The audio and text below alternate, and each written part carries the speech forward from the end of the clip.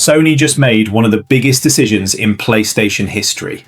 From January 2028, new PlayStation games will no longer be produced on physical discs. Everything new will move to digital. And I know some people will say, well, most people buy digital anyway. That is true. Digital is convenient. You download the game, you play instantly, you don't need to swap discs, and companies make more money because there is no manufacturing, no shipping, and no second-hand resale. But here is the problem. This is not just about a plastic disc. This is about ownership. When you buy a physical game, you can hold it, you can lend it to your friend, you can sell it, you can trade it, you can put it on your shelf. 10 years later, even if the store changes, even if the company changes direction, that disc still exists. But with digital-only gaming, you don't really own the game in the same way.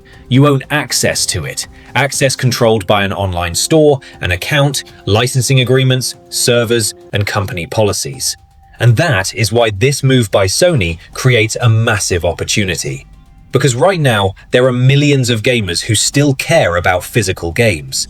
Collectors, parents who buy games for their kids, people who don't have fast internet, people who like second-hand games, people who don't want every purchase locked forever to one online account. So my question is this: if Sony is walking away from physical games, why doesn't another serious company walk in? This could be the perfect time for a new console brand to enter the market with one clear message. On our console, physical games are not dead. Imagine a new console that says every physical game must include the full playable game on the disc. No fake box with just a download code, no online-only keycard, no useless plastic case with nothing inside. A real game, a real disc, a real copy.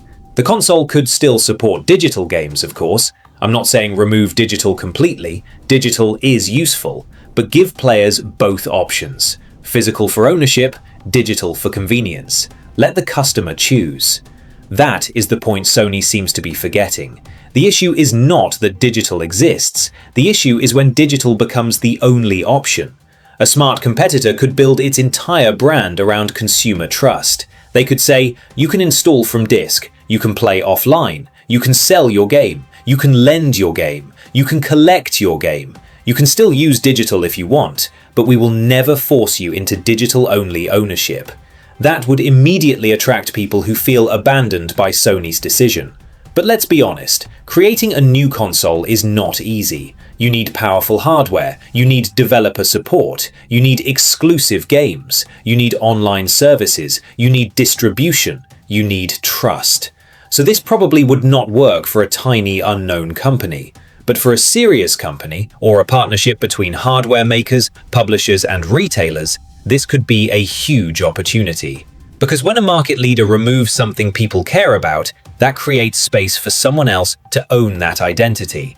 Sony used to represent gaming history, physical collections, iconic boxes, manuals, discs, and memories.